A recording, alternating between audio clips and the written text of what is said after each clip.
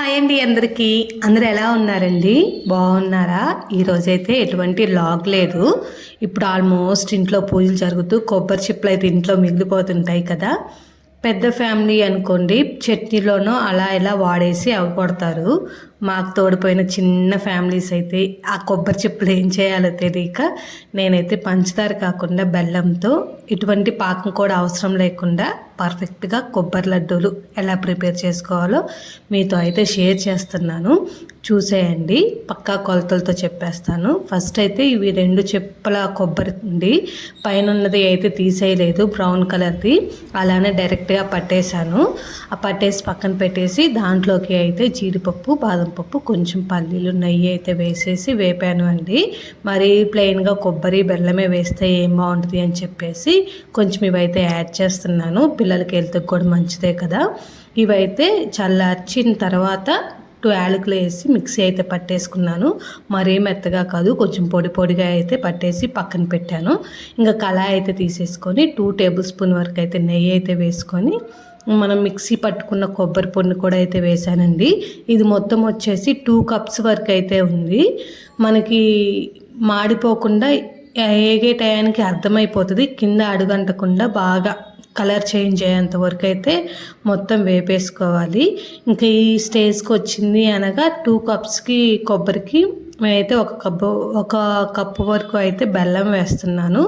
Sweet మరీ ఎక్కువైనా తినలేంలే అని చెప్పేసి 1 కప్పు అయితే బెల్లం వేసేసి ఈ బెల్లం మొత్తం దాంట్లో కరిగేంత వరకు చిన్న మంట పెట్టుకొని కలుపుతూ మొత్తం ముద్దగా వచ్చేంత వరకు అయితే చూసుకుంటూ కలుపుకోవాలి అండి. కొంచెం బెల్లం కరగడానికి టైం పట్టిద్ది. ఇంకా తురుముకొని వేసారు అంటే చాలా త్వరగా కరిగిద్దిలే, కానీ నేను దంచి వేసాను.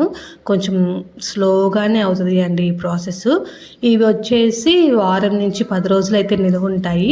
ఎటువంటి వాసన రాదు, అలా అని చెడిపోనైతే చెడిపోవు అండి. ఖచ్చితంగా 10 డేస్ వరకు అయితే నిలువ ఉంటాయి. ఇంకా ముద్ద ఏమవుతుంది అంటే గట్టిపడిద్ది.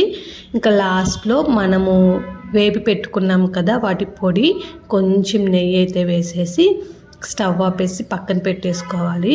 కొంచెం చల్లారింది అనుకుంటే మీ చేతితో ఉండలు అయితే చుట్టేసుకోవచ్చు.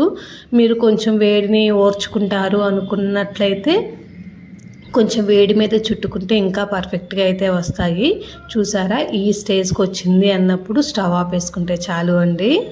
షుగర్ ఐటమ్స్ మంచివి కాదులే అని చెప్పేసి ఆల్మోస్ట్ నేను బెల్లంతోనే ప్రిపేర్ చేస్తాను. ఏం చేసినా చిన్నపిల్లలకి షుగర్ ఐటమ్స్ పెట్టడం అస్సలు మంచిది కాదు అని.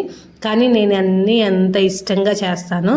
వాటిల్లో ఒక 20% తింటుంది, మిగతావన్నీ నేను తింటున్నాను. నేను తిని నేను లావ్ అయిపోతున్నానులే. కానీ పిల్లలకి అయితే బయట ఫుడ్డే ఇష్టము, ఇలాంటివి తినరు. ఆల్మోస్ట్ 2 లడ్లే ఏమో తిన్నది, అంత ఎక్కువ అయితే తినలేదు అండి.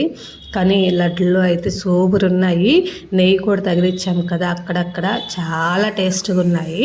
ఇక్కడ చెయ్యి అయితే కాలిపోతుంది, కానీ మరీ చల్లారిపోతే రాదు అని చెప్పేసి కొంచెం నెయ్యి అయితే రాసేసుకొని ఈ సైజులో లడ్డులు అయితే చుట్టేసుకున్నాను 1 by 1. అంత పెద్దగా కుకింగ్ అయితే రాదులే, కానీ కొన్ని అయితే చేస్తాను, కొంచెం తక్కువ క్వాంటిటీతో. అలానే ఇంట్లోనే మోస్ట్లీ తయారు చేసి పెట్టడానికే ఇష్టపడతాను. తనకి స్వీట్ ఐటమ్స్ ఇష్టమే, కానీ బయటవి మరీ షుగర్ ఐటమ్స్ తింటుంటుంది అని చెప్పేసి ఇలాంటివి ఎక్కువ చేస్తుంటానండి. ఇప్పుడు ఇంట్లో ఉండే కొబ్బరి చిప్పలు ఏం చేయాలి ఏంటి అని చెప్పి ఆలోచించే వాళ్ళకి ఇది ఒక మంచి చిట్కా. ఇంకా లడ్లన్నీ చుట్టడం అయితే అయిపోయింది. ఇది చిన్న లడ్డు అవుతుందిలే, కానీ ఏం చేయడం, ఎందుకు పారేయడంలే అని చెప్పేసి నేను శుభ్రంగా గీరేసి తినేసాను అండి. ఈరోజుకి వీడియో అయితే ఇంతే. ప్లీజ్ మన ఛానల్ని సబ్స్క్రైబ్ చేసుకొని వీడియో నచ్చితే లైక్